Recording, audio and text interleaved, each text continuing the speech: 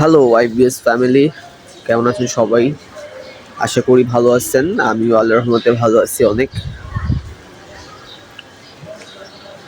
তো যাদের gastric, dysentery, loose motion, আমাশা এই প্রবলেমগুলো আছে এবং যাদের আইবিএস সাসপেক্টেড, যারা অ্যাকচুয়ালি আইবিএসের পেশেন্ট, তাদের কী প্রবলেম হয়, তারা কী প্রবলেম ফেস করে, এর মধ্যে অনেকজনের সাথেই কথা বলছি। তো খুব একটা কমন একটা প্রবলেম যেটা আইবিএসের পেশেন্টরা, ম্যাক্সিমাম আইবিএসের পেশেন্টদের কমপ্লেইন এটা, যে ম্যাক্সিমাম আইবিএসের পেশেন্টই হচ্ছে যৌন রোগী। তাদের যৌন প্রবলেম থাকে। এবং কেন থাকে এটার কারণ হচ্ছে যে আপনার খাবারটা আপনি যখন খাচ্ছেন সেটা ফার্স্টে স্টোমাকে যাচ্ছে, তারপর কোলনে যাচ্ছে, কোলন থেকে রেকটাম হয়ে আপনার টয়লেট হচ্ছে আর কি।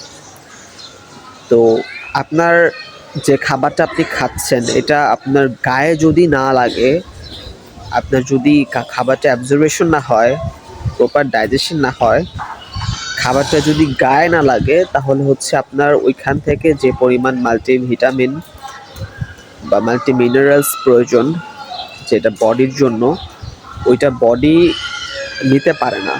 দ্যাটস ওয়াই হচ্ছে আপনার মধ্যে ক্লান্তি থাকবে, অবসাদ থাকবে,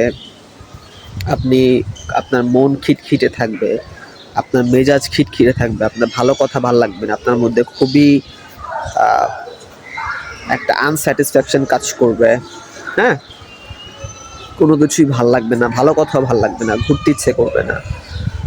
হ্যাঁ, এই প্রবলেমগুলোর কারণ হচ্ছে আপনার বডি ঠিক নাই। আপনার বডির যে প্যাটার্ন, আপনার বডির যে নার্ভাস সিস্টেম, এই নার্ভাস সিস্টেমটা ঠিক নাই দেখে হচ্ছে আপনার খাবারটা গায়ে লাগতেছে না, এবং খাবারটা গায়ে লাগতেছে না দেখে হচ্ছে আপনার এত প্রবলেম আপনি ফেস করতেছেন। এবং যৌন প্রবলেমটা হবেই, মাস্ট বি, কারণ হচ্ছে আইবিএসের পেশেন্টরা এমনি তো মাস্টারবেট করে। এবং যে কথাটা বললাম একটু আগে, যে আপনি তো খাবারটা খাচ্ছেন বাট ওটা আপনার গায়ে লাগতেছে না, আপনার ডাইজেশন হচ্ছে না, অ্যাবজর্বেশন হচ্ছে না, এর জন্য হচ্ছে আপনার এই যৌন প্রবলেমটা হচ্ছে। সো আপনি যদি আইবিএসটাকে ঠিক না করেন, বা আইবিএসটাকে যদি আপনি মিনিমাইজ না করেন, কন্ট্রোল করতে না পারেন, তাহলে আপনার এই যৌন প্রবলেমটা থেকে যাবে। এটা কিন্তু যাবে না অ্যাজ লং অ্যাজ আপনি আইবিএসের ট্রিটমেন্ট না করতে পারতেছেন। তো আমারও সিভিয়ার আইবিএস ছিল, ক্রনিক ডিজিজ এটা, এবং আমারও হচ্ছে যৌন প্রবলেম ছিল, এবং আমি এগুলো সব কিছুই সলভ করি আইবিএস ভালো করার মাধ্যমে। যখন আইবিএসটা ভালো হয়, ভালোর দিকে যায়, তখন যৌন শক্তি বা যৌন আকাঙ্ক্ষা এটা বৃদ্ধি পায়। তো এটা আইবিএসের কারণে হচ্ছে। আপনার আইবিএস যদি ঠিক হয়, আপনার যৌন আকাঙ্ক্ষা, আপনি যদি মাস্টারবেট না করেন, তাহলে আপনার যৌন শক্তি এমনিতেই বৃদ্ধি পাবে, আনডাউটলি এটা বৃদ্ধি পাবে, এটা নিয়ে কোনো প্যানিক নেই। আর দ্বিতীয় কথা হচ্ছে যে আমি অনেক আইবিএসের পেশেন্টদের সাথে কথা বলছি, তো সবারই একটাই কমপ্লেন যে ভাই আমার তো ওয়েট লস হয়ে গেছে, আপনার শরীরটা মলিন হয়ে যাবে, আপনি যত ভালো খাবারই খান আপনি দেখবেন যে আপনার ওয়েট বাড়তেছে না, এবং আপনি ভালো খাবার খাইতেও পারবেন না, আপনি দুধ খাইতে পারবেন না, শাক খাইতে পারবেন না, আপনি একটু ডেইরি ফুডস খাইতে পারবেন না। হ্যাঁ, আপনি মুরগির গোস্ত খাইতে পারবেন না, খাসির গোস্ত খাইতে পারবেন না। তো এই যে খাবারগুলো আপনি যদি ঠিকমতো খাইতে না পারেন, এবং ওগুলো যদি আপনার গায়ে না লাগে, আফটার দ্যাট আপনার অবশ্যই শরীর শুকায় যাবে, যৌনাকাঙ্ক্ষা কমে যাবে, আপনার চুল পড়তে পারে, আপনার ওয়েট লস হবে, আপনার ক্লান্তি আসবে, আপনি কাজে মনোযোগ দিতে পারবেন না, কোনো কাজে আপনি কনসেন্ট্রেট করতে পারবেন না। স্বাভাবিক এটা। তো এটা থেকে বের হইতে হইলে প্রপার এটা একটা মনের রোগ। হ্যাঁ, এটা হচ্ছে সাইকোসোমাটিক ডিসঅর্ডার, মনের রোগ এটা। তো আইবিএসটা হচ্ছে একটা ফাংশনাল রোগ, এবং হচ্ছে এটা একটা মনের রোগ। আমি দীর্ঘ 7 বছর আইবিএসে ভুগি, আমি সবটা জানি, হ্যাঁ, আমার 7 বছর আইবিএস অভিজ্ঞতা ছিল। আমি এমন কিছু নাই যেটা আমি বাদ রাখছি, সব কিছু আমি করছি, সব রিপোর্টও করছি। Each and every report was normal এবং নর্মালি থাকবে, আইবিএসের পেশেন্টদের নর্মালি থাকে। তো আল্লাহ ভালো করছে আমাকে 7 বছর ভোগার পর আমি যখন বুঝতে পারছি যে এটা আমার মনের রোগ।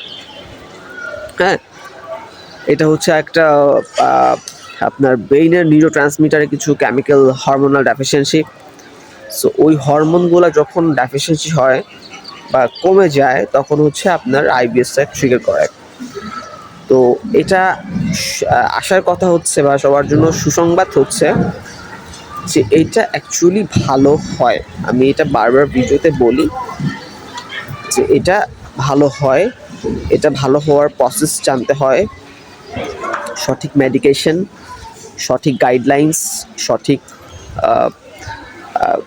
কিছু ব্যায়াম আছে, হ্যাঁ, এবং কিছু নিয়ম আছে। যদি ওই নিয়মগুলো আপনি 4 থেকে 6 মাস যদি আপনি মানতে পারেন তাহলে আপনি এখান থেকে ভালো হবেন। এটা হচ্ছে আশার আলো, আশার কথা আর কি। কারণ আইবিএসের পেশেন্টদের দেখা গেছে ডক্টরের কাছে যাবেন, টেস্ট দিবেন, নর্মাল হলে আপনাকে কিছু ম্যাভিভারিন, অ্যালফেরিন বা ট্রাইমোমেটিন মেলাট, কিছু গ্যাসের ওষুধ বা একটা অ্যান্টিবায়োটিক রিফ্লাক্সিমিন দিয়ে দিবে। তো এগুলা অ্যাকচুয়ালি আইবিএসের কিওর না। হ্যাঁ, এগুলা কিন্তু আইবিএসের কিওর না। সো আইবিএসটাকে কিওর করতে হলে আপনাকে মনের ট্রিটমেন্ট করতে হবে। এটা মানসিক ব্যাধি, বারবার বলি যে এটা মানসিক ব্যাধি। সো এখান থেকে বের হইতে হলে আপনাকে মনটাকে সলভ করতে হবে, তাহলে আপনারা এখান থেকে বের হতে পারবেন। আমি 7 বছর ভুগছি, আমার ওয়েট কমে গেছিল, আমি কোনো কাজে মনোযোগ দিতে পারতাম না, আমার রাতে ঘুম হইতো না। ঘুম না হওয়ার পেছনে হচ্ছে মেলাটোনিন হরমোন একটা থাকে, ওই হরমোন যখন ডেফিসিয়েন্সি হয়, ঘাটতি হয়, তখন হচ্ছে আমার রাতে ঘুম হয় না। সেরোটোনিন নামে একটা হরমোন থাকে, তারপর ডোপামিন থাকে, এগুলো হচ্ছে feel good hormone, happy hormone. এগুলো যখন কমে যায় তখন হচ্ছে আমাদের গাটটা ডিস্টার্ব হয়। আর 95% সেরোটোনিন উৎপন্ন হয় গাটে। হ্যাঁ, সো গাট যদি ঠিক না থাকে, নিউরোট্রান্সমিটার থেকে যদি সেরোটোনিন রিপ্রোডাকশন না হয়, তাহলে গাট কিন্তু এমনিতে সেরোটোনিন রিপ্রোডাকশন করতে পারে না। ঠিক আছে, তো যাক, সুসংবাদ হচ্ছে যেটা ভালো হয়, এবং আমি অনেক পেশেন্টকে দেখছি ভালো হইতে, এবং আমার উশিলায় অনেক পেশেন্ট ভালো হয়েছে।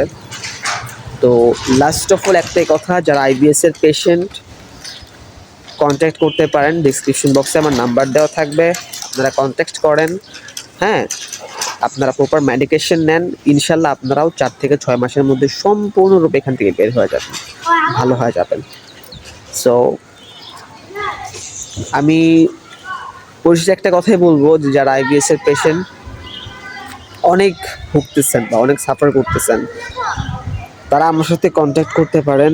আমি এখান থেকে আপনাদের হেল্প করতে সাহায্য করব এবং বের করব আপনাদেরকে। আমার এটা গোল বা আমার এটা হচ্ছে একটা প্যাশন যে আমি এখান থেকে আইবিএসের পেশেন্টদের বের করব, আমার এটা ভালো লাগে। তো ভালো থাকবেন সবাই, আমার জন্য দোয়া করবেন। আর যারা আইবিএসের পেশেন্ট অবশ্যই কন্ট্যাক্ট করবেন, পরামর্শ নেবেন, কনসালটেশন করবেন, ভালো হবে। So that's all for today. ধন্যবাদ সবাইকে।